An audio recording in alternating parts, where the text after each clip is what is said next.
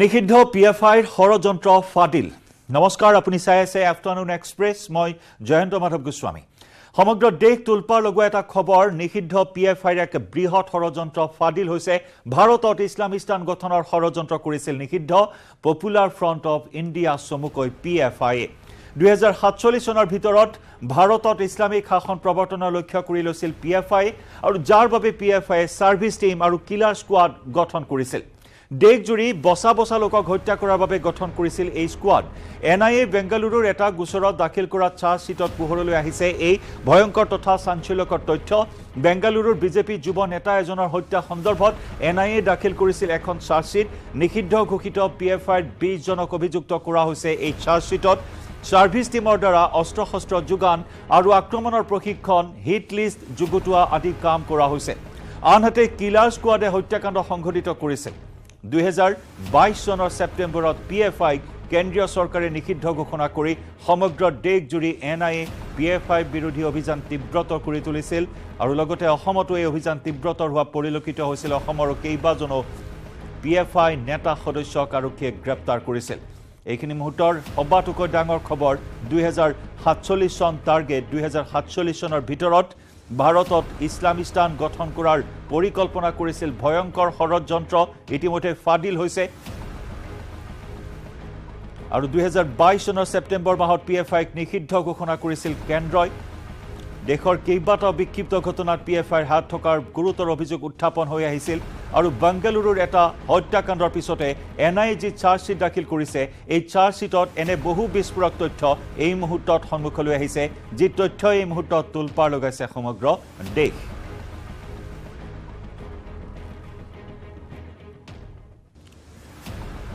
আমাৰ নিউজ ৰুমত থকা জ্যেষ্ঠ সাংবাদিক অসীম বৰাৰ সৈতে আমি যোগাযোগ স্থাপন কৰিছোঁ এইখিনি মুহূৰ্তত। অসীম, এটা ভয়ংকৰ ষড়যন্ত্ৰ ফাদিল কৰা হৈছে যে 2047 চন ডেডলাইন আছিল। এই 2047 চনৰ ভিতৰত পিএফআইয়ে ভাৰতত ইছলামিস্তান গঠনৰ যি ভয়ংকৰ ষড়যন্ত্ৰণা, ভয়ংকৰ পৰিকল্পনা ইতিমধ্যে এনআইএৰ চাৰ্জশ্বিটত পোহৰলৈ আহিছে। সবিস্তাৰে আপোনাৰ পৰা এইখিনি মুহূৰ্তত জানিব বিচাৰিম। হয় জয়ন্ত, ইতিমধ্যে আমি আসাম নৰ্থ ইষ্টৰ দৰ্শকসকলক জনাই আহিছোঁ যে কেনেদৰে পিএফআই কেনেধৰণৰ এটা ষড়যন্ত্ৰ ৰচনা কৰি আহিছে, আৰু কিদৰে ভাৰতক এখন ইছলামৰ ৰাষ্ট্ৰ হিচাপে গঠন কৰিবলৈ তেওঁলোকে প্ৰচেষ্টা চলাই আহিছে, সেই কথা আমি আজি পুৱাৰ পৰা জনাই আছোঁ। কিন্তু কথাটো হৈছে যে পিএফআই সম্পৰ্কত ভাৰতৰ মানুহে বহু কথা জানে, কাৰণ বিভিন্ন সময়ত অভিযোগ উত্থাপন হৈ আহিছে। বিভিন্ন চৰকাৰ, বিভিন্ন অনুসন্ধানকাৰী সংস্থা, চৰকাৰী অনুসন্ধানী সংস্থাই কৈ আহিছে যে পিএফআইয়ে আচলতে ভাৰতখনত অশান্তি সৃষ্টি কৰি, হিন্দু মুছলমানৰ সংঘাত সৃষ্টি কৰি আচলতে ইছলামিক শক্তিটো ইয়াত অধিক শক্তিশালী কৰি ভাৰতক এখন ইছলামৰ ৰাষ্ট্ৰ হিচাপে গঠন কৰিবলৈ তেওঁলোকে বিভিন্ন ধৰণৰ প্ৰচেষ্টা চলাই আহিছে। কিন্তু যদিও এই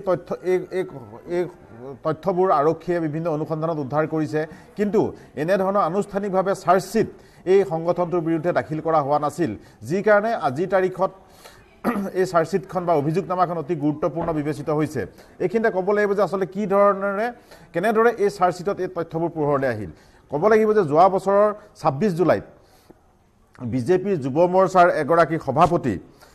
প্ৰবীণ নাটাৰুক হত্যা কৰা হৈছিল, আৰু সেই হত্যাকাণ্ডৰ তদন্ত কৰি আৰক্ষীয়ে পৰৱৰ্তী পৰ্যায়ত আৰক্ষীয়ে তদন্ত কৰিছিল। পিছত ন্যায় সেই তদন্ত লয়। ন্যায় তদন্ত কৰি আচলতে 20 জন তেনেকুৱা অভিযুক্তৰ বিৰুদ্ধে, পিএফআই নেতা সদস্যৰ বিৰুদ্ধে তেওঁলোকে বিভিন্ন ধৰণৰ তথ্য প্ৰমাণ পায় তেওঁক হত্যা কৰা সন্দৰ্ভত বিজেপিৰ যুৱ মৰ্চাৰ নেতাজনক, আৰু সেই 20 জন লোকক জেৰা কৰি তেওঁলোকক গ্ৰেপ্তাৰ কৰি, যদিও 20 জনৰ ভিতৰত 6 জন এতিয়াও পলাতক অৱস্থাত আছে, তেওঁলোকক ধৰিব পৰা নাই। কিন্তু যিসকলক ধৰিছে বা যিসকলক জেৰা কৰিবলৈ সুবিধা পাইছে, তেওঁলোকৰ স্বীকাৰোক্তিৰ ভিত্তিত আচলতে ন্যায় এই হিটলিষ্টখন এই চাৰ্জশ্বিট প্ৰস্তুত কৰিছে। আৰু চাৰ্জশ্বিটত স্পষ্টভাৱে উল্লেখ কৰিছে যে এই পিএফআইৰ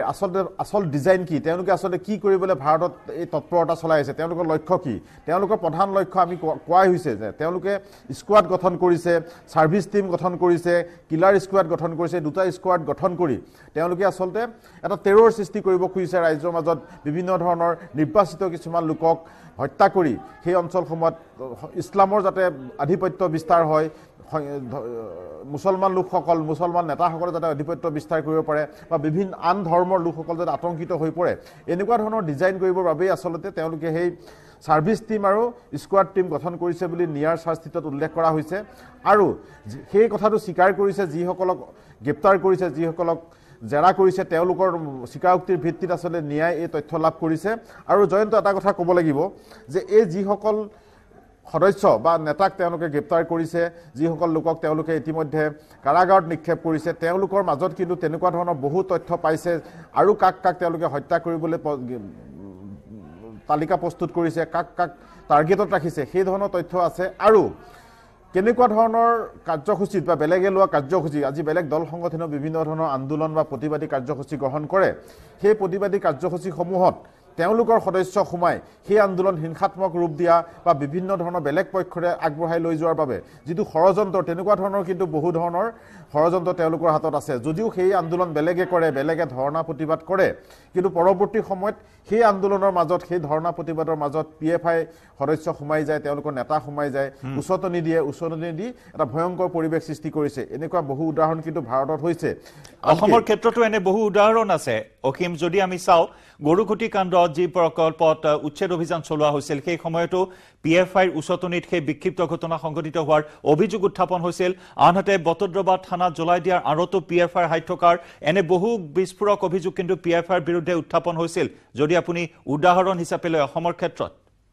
হয় তেনেকুৱা উদাহৰণ অসমৰ ক্ষেত্ৰত বহুত আহিছে কিন্তু উদাহৰণ আহিছে আমাৰ আৰক্ষী সঞ্চালক প্ৰধানেও কৈছে বা মুখ্যমন্ত্ৰী ডাঙৰীয়াই কৈছে বিভিন্ন দল সংগঠনে অভিযোগ কৰিছে কিন্তু স্পেচিফিক বা খুব তথ্য সহকাৰে সেই প্ৰমাণ দিব নোৱাৰাৰ কাৰণে আচলতে গোটেই কথাটো অসমত ওপৰে চলি আছে আমি দেখা পাইছোঁ যে কা আন্দোলন যেতিয়া হৈছিল কা আন্দোলন যেতিয়া অসমত ভৰপক ৰূপ ধাৰণ কৰিছিল আছুৰ নেতৃত্বত বা ৰাইজৰ দলৰ নেতৃত্বত সেই সময়তো কিন্তু বিভিন্ন ধৰণৰ ভয়ংকৰ ঘটনা সংঘটিত হৈছিল গুৱাহাটীত কেনেকুৱা পৰিৱেশ সৃষ্টি হৈছিল সকলোৱে জানে ৰাস্তা ঘাটত হুলস্থুল সৃষ্টি কৰা হৈছিল ৰেলিং ভাঙি দিয়া হৈছিল ফুটফাট ভাঙি দিয়া হৈছিল ইভেন কলাক্ষেত্ৰতো এটা চক্ৰই আক্ৰমণ কৰিছিল যিটো এটা কলা অধ্যায় হিচাপে বিবেচিত হ'ব সেই তেনেকুৱা সময়তো কিন্তু বহুতে ক'ব খুজিছে বা আৰক্ষী ফালৰ পৰা কোৱা হৈছিল যে ইয়াত তৃতীয় শক্তি এটা জড়িত হৈ পৰিছে যিটো শক্তি আচলতে কা আন্দোলনটোক হিংসাত্মক ৰূপ দিছে বা গোটেই বিষয়টো বেলেগ ফালে ধাৱমান কৰিব খুজিছিল আৰু সেই কলাক্ষেত্ৰ আক্ৰমণ বা আমাৰ যি গুৱাহাটীৰ যি ক্ষতি সাধন কৰিলে তাৰ আৰতো পিএফআইৰ দৰে সংগঠন বা পিএফআইৰ নেতা সদস্য জড়িত থকাৰ অভিযোগ কিন্তু সেই সময়ত উত্থাপিত হৈছিল আনকি জয়ন্ত আমি যদি মনত ৰাখোঁ যে যেতিয়া দিল্লীত কা আন্দোলন হৈছিল তেতিয়াও কিন্তু এনেকুৱা ধৰণৰ শক্তি তাত সক্ৰিয় হৈ পৰিছিল আমি দেখিছিলোঁ গাড়ী জ্বলাইছিল শিলগুটি নিক্ষেপ কৰিছিল বহু লোক আহত হৈছিল সেই অধ্যায় এতিয়া আমি পাহৰি গ'লে নহ'ব কিন্তু সেইবিলাকৰ আঁৰত যে এটা তৃতীয় শক্তি জড়িত আছিল আৰু সেই তৃতীয় শক্তি যে পিএফআই আছিল সেই কথাটো কিন্তু এই চাৰ্জশ্বিটত লাহে লাহে পোহৰলৈ আহিছে আৰু সেই কাণ্ড আৰক্ষী বা প্ৰশাসনে লাভ কৰাৰ বাবে আচলতে সেপ্টেম্বৰ মাহত আকৌ 5 বছৰলৈ পিএফআইটো নিষিদ্ধ ঘোষণা কৰা হ'ল গতিকে সেই নিষিদ্ধ ঘোষণা কৰাৰ পাছত এতিয়া পিএফআই বিৰুদ্ধে অধিক অভিযান চলিছে চাৰ্জশ্বিটত নতুন তথ্য আহিছে আৰু প্ৰথমবাৰৰ বাবে বাংগালোৰৰ বিশেষ আদালতত ন্যায় এই চাৰ্জশ্বিট দাখিল কৰিছে আৰু এই চাৰ্জশ্বিটে এটা কথা স্পষ্ট কৰি তুলিছে ইয়াৰ আগলৈকে পিএফআইক এটা সন্ত্ৰাসবাদী সংগঠন হিচাপে স্বীকৃতি দিয়া হোৱা নাছিল বা তেওঁলোকে এটা বিশেষ উদ্দেশ্যৰে কাম কৰি থকা বুলি এটা সামাজিক সংগঠন হিচাপে পৰিচিত হৈ আছিল কিন্তু এই ঘটনাবিলাকৰ পাছত এই যুৱনেতা বিজেপিৰ যুৱনেতাজন হত্যা কৰাৰ পিছত বা চাৰ্জশ্বিটৰ পিছত কিন্তু এটা পোহৰলৈ আহিছে তেওঁলোকৰ আচলতে ডিজাইন বেলেগ আৰু জয়ন্ত আমাৰ হাতত তথ্য আছে এইখিনি মই এতিয়া নকওঁ কিন্তু পিএফআই কিমানজন লোকক হত্যা কৰিলে ক'ত হত্যা কৰিলে সেই সবিশেষ তথ্যও আমাৰ হাতত আছে তামিলনাডুত হত্যা কৰিছে কেৰালাত হত্যা কৰিছে কেৰালাত কেইবাজনো লোকক তেওঁলোকে হত্যা কৰিছে কৰ্ণাটকক হত্যা কৰিছে তেনেদৰে তামিলনাডুত হত্যা কৰিছে আৰু পশ্চিমবংগতো এনেকুৱা আমাৰ লিষ্ট আহিছে চাৰ্জশ্বিটতো সেইবিলাক উল্লেখ কৰিছে সেই লোকসকলক সেইখন সময়ত কিন্তু কোনে হত্যা কৰিছিল কেনেদৰে হত্যা কৰা হ'ল সেই ধৰণৰ কিন্তু ৰহস্য পোহৰলৈ অহা নাছিল বহুতে ভাবিছিল কোনোবা অজ্ঞাত আততাৰীয়ে হত্যা কৰিছে বহুতে ভাবে যে কিবা ব্যক্তিগত সংঘাতৰ বাবে কোনোবাই হত্যা কৰিছে কিন্তু নহয় এতিয়া চাৰ্জশ্বিটত যিটো পোহৰলৈ আহিছে সেই লোকসকলকো আচলতে পিএফআই নামৰ এই সংগঠনটোৰ নেতা বা কোনো কেডাৰে হত্যা কৰিছে গতিকে স্বাভাৱিকতে এই চাৰ্জশ্বিটে কিন্তু ভাৰতক অস্থিৰ কৰা ভাৰতক ইছলামিক ৰাষ্ট্ৰ গঠন কৰাৰ এটা ভয়ংকৰ ষড়যন্ত্ৰ পোহৰলৈ আহিছে আৰু এই চাৰ্জশ্বিটৰ পিছত কেন্দ্ৰীয় চৰকাৰে বা কেন্দ্ৰীয় গৃহ মন্ত্ৰালয় এই সংগঠনৰ বিৰুদ্ধে কি ব্যৱস্থা গ্ৰহণ কৰে তেওঁলোকৰ নিশ্চয় অসীম এই ক্ষেত্ৰত কিন্তু আন্তঃৰাষ্ট্ৰীয় শক্তিৰ হাত থকাৰ তথ্য সময়ে কেন্দ্ৰীয় চোৰাংচোৱাই ফাদিল কৰি আহিছিল আনকি আইএছআইৰ হাত আছে বা আন্তঃৰাষ্ট্ৰীয় শক্তিৰ হাত আছে ফাণ্ডিঙৰ ক্ষেত্ৰত আন্তঃৰাষ্ট্ৰীয় শক্তিসমূহৰ হাত আছে এনেকুৱা ধৰণৰ চাঞ্চল্যকৰ তথ্য কিন্তু সময়ে কেন্দ্ৰীয় চোৰাংচোৱাই ফাদিল কৰি আহিছিল হয় সাধাৰণতে দেখা যায় যে ভাৰতত যিখিনি ইছলামিক সংগঠনে সক্ৰিয় হৈ থাকে তেওঁলোক সেয়া ধৰ্মীয় সংগঠনে হওক বা এনেকুৱা ৰাজনৈতিক সংগঠনেই হওক সকলো নহয় কিন্তু কিছুমান অধিকাংশ সংগঠনৰ ক্ষেত্ৰতে দেখা যায় যে তেওঁলোকৰ হাতত কিন্তু ফৰেইন ফাণ্ডিংটো সাধাৰণতে হৈ থাকে বিশেষকৈ চৌদি আৰব বা আৰবিয়ান কাণ্ট্ৰিবিলাকৰ পৰা তেওঁলোকৰ হাতলৈ বহুত পৰিমাণৰ পুঁজি আহে আৰু সেই পুঁজিকে ভৰসা কৰি তেওঁলোকে বিভিন্ন ধৰণৰ মৌলবাদী কাৰ্যকলাপ সংগঠিত কৰে ইছলামিক ৰাষ্ট্ৰ গঠনৰ বৃহত্তৰ ইছলামিক ৰাষ্ট্ৰ গঠনৰ যিটো পৰিকল্পনা তেওঁলোকে সেই ফাণ্ডেৰে আচলতে কৰি থাকে কাৰণ তেওঁলোকে কেতিয়াও সাধাৰণ মানুহৰ পৰা পইচা লোৱা বা বৰঙণি লোৱা খুব তথ্য কম পোহৰলৈ আহে কিন্তু বেলেগ সংগঠনৰ যেনেকৈ আহে যে বৰঙণিত চলি থাকে ৰাইজৰ দান বৰঙণি চলি থাকে কিন্তু যিবিলাক ইছলামিক সংগঠন PFIৰ দৰে সংগঠন অসম বা ভাৰতত শক্তিশালী হৈ আছে বা তৎপৰ হৈ আছে তেওঁলোকৰ কিন্তু ফাণ্ডিঙৰ সোৰ্সটো সাধাৰণতে সাধাৰণ মানুহে গম নাপায় কিন্তু পৰৱৰ্তী পৰ্যায়ত চোৱাংচোৱা তথ্যত বা বিভিন্ন ধৰণৰ তথ্যত পোহৰলৈ আহে যে তেওঁলোকক ফাণ্ডিং হৈ থাকে বাহিৰৰ যিবিলাক ইছলামিক দেশ তেওঁলোকৰ কিছুমান শক্তিয়ে আনকি কিছুমান চৰকাৰেও ইছলামিক দেশৰ চৰকাৰেও তেওঁলোকৰ ফাণ্ডিং কৰে সেই তথ্য আগৰ জয়সি মহম্মদ হওক বা বিভিন্ন ধৰণৰ তেনেকুৱা ধৰণৰ যিবিলাক মৌলবাদী সংগঠন যিবিলাকে ভাৰতত এসময়ত এটেক কৰিছিল মৌলবাদী বিস্ফোৰণ সংঘটিত কৰিছিল সেই তেনেকুৱা ধৰণৰ বহু ঘটনাৰ আঁৰত কিন্তু বাহিৰৰ শক্তি বাহিৰৰ ধন আহে আৰু সেই ধনৰ সহায় লৈ আচলতে অসমৰ দৰে ৰাজ্যত বিশেষকৈ ইয়াত আমাৰ অসমত বহুত সংখ্যালঘু লোক আছে ইছলাম ধৰ্মী লোক আছে ইয়াতো তেওঁলোকে খুপনি ফুটিছে আৰু PFI এতিয়াও সক্ৰিয় হৈ আছে বিভিন্ন সময়ত তেওঁলোকে বেলেগৰ আন্দোলন কৰালৈ তেওঁলোকে ৰৈ থাকে সেই আন্দোলনৰ মাজত তেওঁলোকে সোমাই অতি গোপনে এটা ভয়ংকৰ কাণ্ড সংঘটিত কৰি আহিছে গতিকে এই চাৰ্জচিটে কিন্তু এটা নতুন কথা আমাক পোহৰলৈ আনিছে জয়ন্ত নিশ্চয় ধন্যবাদ অসীম ধন্যবাদ জ্ঞাপন কৰিছো আপোনাক আৰু এই চাৰ্জচিটে যি বিস্ফোৰক তথ্য পোহৰলৈ আনিছে যি প্ৰত্যাহ্বান সন্মুখলৈ আহিছে এই প্ৰত্যাহ্বান মহিমূৰ কৰাৰ ক্ষেত্ৰত নিৰাপত্তা সংস্থাসমূহে কি ভূমিকা গ্ৰহণ কৰে দেশৰ ভৌগোলিক অখণ্ডতা দেশবাসী নিৰাপত্তা প্ৰদানৰ ক্ষেত্ৰত কেনেকুৱা ধৰণৰ ভূমিকা গ্ৰহণ কৰে সেয়া নিশ্চয় লক্ষণীয় হ'ব মুঠৰ ওপৰত এটা অত্যন্ত স্পৰ্শকাতৰ বিষয় এই মুহূৰ্তত সন্মুখলৈ আহিছে 2047 চনৰ ভিতৰত ইছলামিস্তান গঠনৰ অভিসন্ধি ৰচনা কৰি সন্তৰ্পণে সংগোপনে বিভিন্ন ধৰণৰ কূট কৌশল ৰচনা কৰি গৈছিল নিষিদ্ধ PFI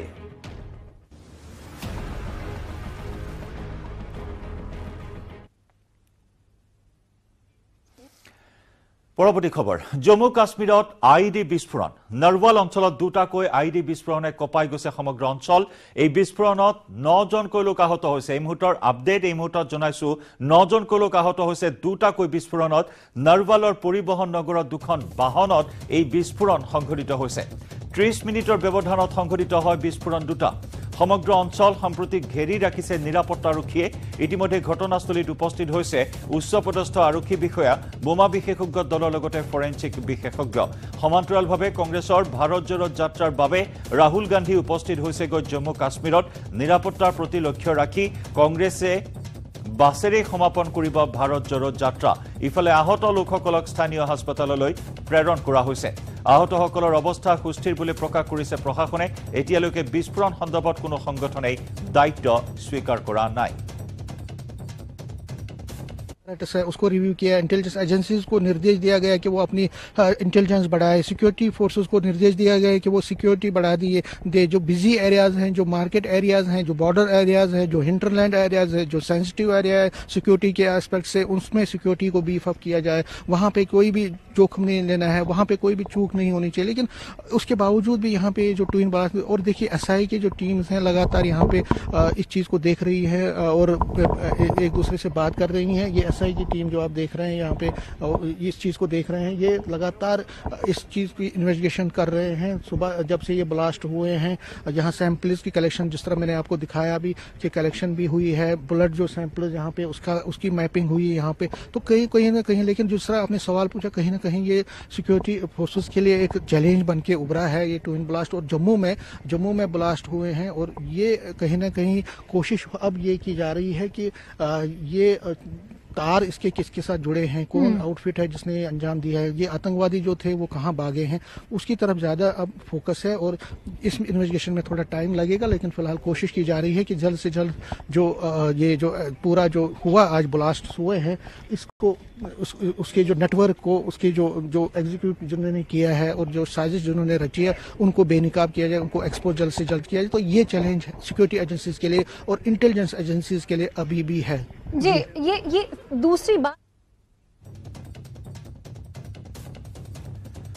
আৰু বিশেষ প্ৰতিবেদন আমি আগবঢ়াইছো জম্মু কাশ্মীৰৰ পৰা আমাৰ সংবাদদাতা ইকবাল হুছেইনৰ এই বিশেষ প্ৰতিবেদন এই বিস্ফোৰণ সংঘটিত হোৱাৰ পাছতে সমগ্ৰ অঞ্চলজুৰি তীব্ৰ উত্তেজনা বিৰাজ কৰিছে স্থানীয় লোকসকলক নিৰাপদ স্থানলৈ যাবলৈ নিৰ্দেশ দিয়া হৈছে আৰু সমগ্ৰ অঞ্চলটো সম্প্ৰতি ঘেৰি ধৰিছে নিৰাপত্তাৰক্ষীয়ে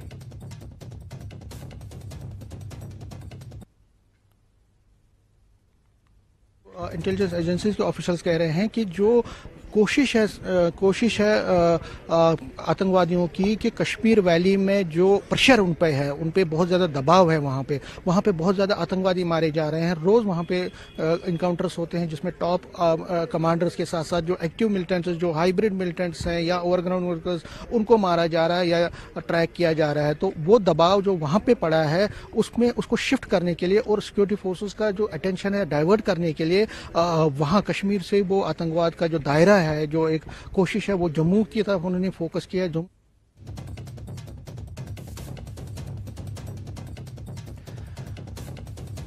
আমি দৃশ্য দেখুৱাইছো দুটাকৈ বিস্ফোৰণ 30 মিনিটৰ ব্যৱধানত এই দুটা বিস্ফোৰণ সংঘটিত হৈছে যি বিস্ফোৰণত 9 জনকৈ লোক আঘাতপ্ৰাপ্ত হৈছে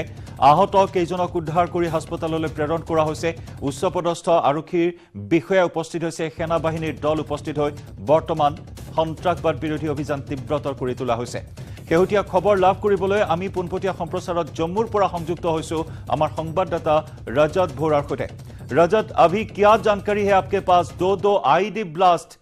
9 लोग घायल हो चुके हैं क्या जानकारी है आपके पास अपडेट क्या है आपके पास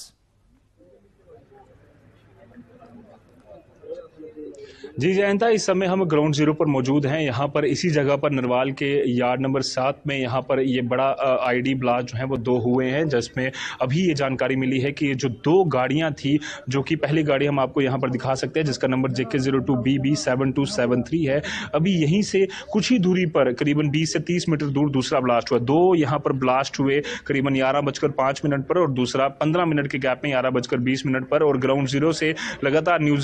नेटवर्क 18 जो है तस्वीरें दिखा रहा है आपको जहां पर Jammu Kashmir police Indian army SOG और केओआरटी टीमें जो है वो मौके पर यहां पर पहुंच चुकी हैं आपको बता दें कि 9 लोग इसमें अभी तक की जानकारी के मुताबिक इंजर्ड हुए हैं जिसमें कि एक व्यक्ति जो है वो सीरियस बताया जा रहा है उसका इलाज गवर्नमेंट मेडिकल कॉलेज जम्मू में चल रहा है फिलहाल के लिए अगर बात करें तो जम्मू श्रीनगर राष्ट्रीय राजमार्ग से ही टच करता है ये इलाका यहाँ पर जो ब्लास्ट हुआ है उसकी इंटेंसिटी की इतनी ज्यादा थी कि इसके जो चित्रे हैं वो यहाँ पर आप देख सकते हैं किस तरह के कांच जो है वो यहाँ दूर तक यहाँ पर दिख रहा है जिससे कि साफ तौर पर पता चलता है कि इस ब्लास्ट की इंटेंसिटी जो है वो कितनी ज़्यादा थी जिसने कि 9 लोगों को यहाँ पर इंजर्ड कर दिया और साथ ही में उसके बाद अगर बात करें तो जम्मू कश्मीर पुलिस फिलहाल के लिए पूरे इलाके को क्योंकि काफ़ी बिजी इलाका है इसलिए पूरे इलाके को सैनिटाइज कर रही है पहले ये कंफर्म किया जा रहा है कि यहाँ पर कुछ और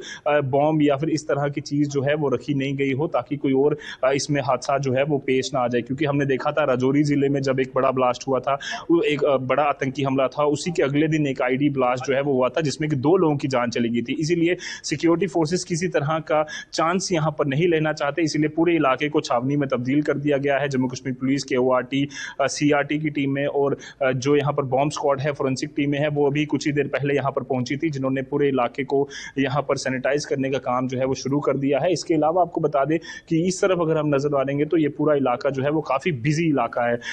गाड़ी दुकानें जो है फिलहाल के लिए बंद कर दी गई हैं और आसपास के इलाके को पूरी तरह से जो है वो कॉर्डन कर दिया गया है बट इस इलाके की अगर हम तस्वीरें आपको दिखाना चाहें तो लगातार हजारों की तादाद में जो लोग हैं वो यहाँ आते हैं अपनी गाड़ियों का काम करवाने और काफ़ी बिजी इलाका है ये और क्योंकि इस समय कश्मीर घाटी में ठंड का मौसम है काफ़ी ज़्यादा ठंड रहती है इसीलिए जो यहाँ के आसपास के इलाके हैं वहीं पर लोग जो है वो रहने आते हैं और अपनी गाड़ियों का काम यही नरवाल के आसपास के इलाकों में कराते हैं ट्रक्स का काम होता है इसीलिए पुलिस को ये आशंका है कि ये जो आतंकी हमला करने की जो साजिश रची गई उसमें एक बड़े आतंकी हमला था और इसमें कई सारे लोगों की जान भी जा सकती थी गनीमत यह रही कि सिर्फ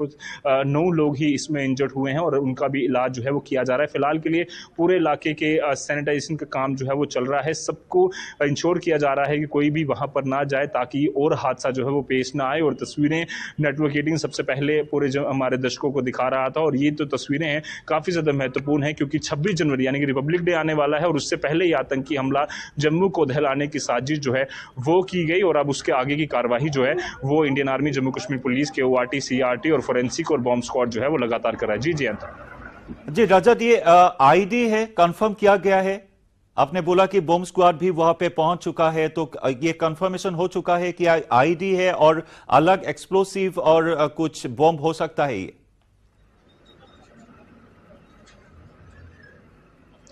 जी, जिस तरह से जयंत आपको बता दें कि सोर्सेज के हवाले से जो जानकारी निकलकर सामने आ रही है कि स्टिकी बॉम्ब्स हो सकते हैं, क्योंकि हमने पहले भी देखा था कि अमेरिका की तरफ से जो अफगानिस्तान में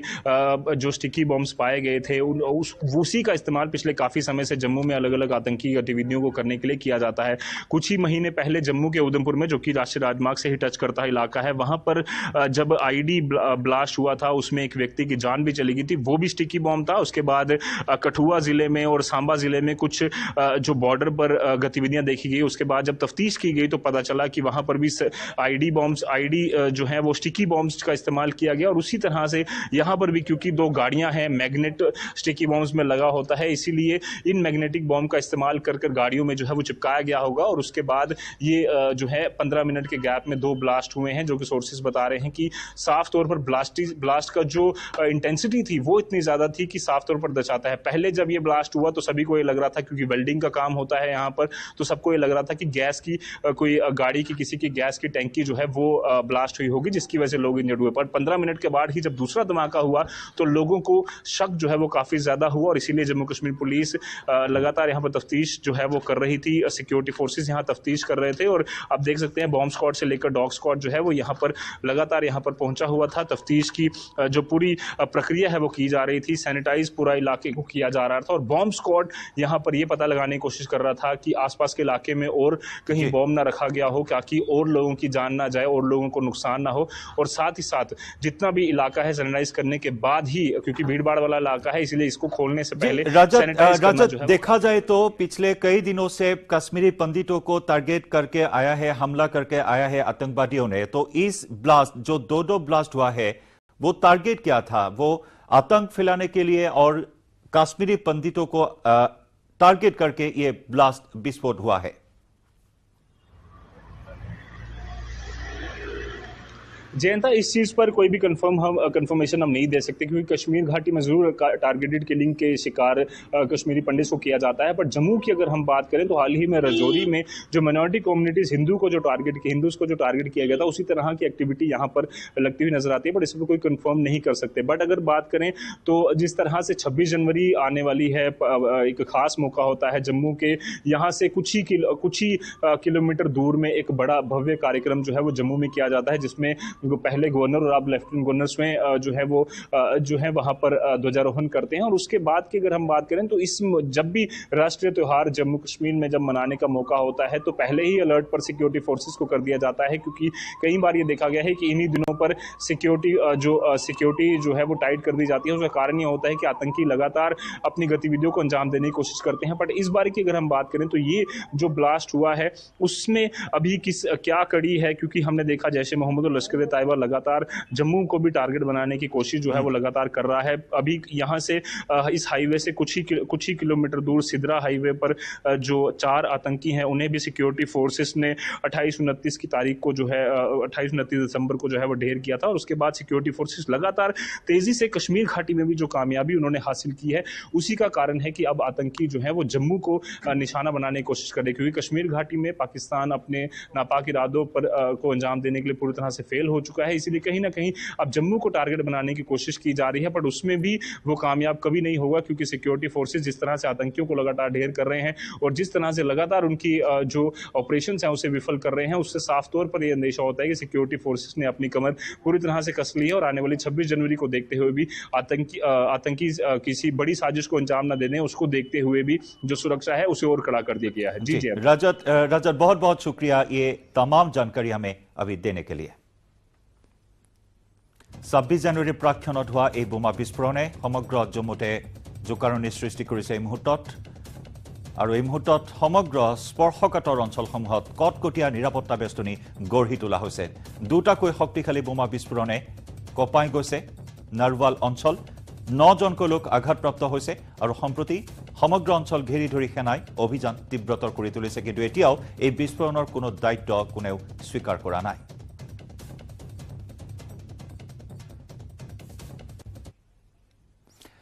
আমি খবৰৰ ধাৰা অব্যাহত ৰাখিম আফটাৰনুন এক্সপ্ৰেছত সময় হ'ল এটা চমু বাণিজ্যিক বিৰতি On steel.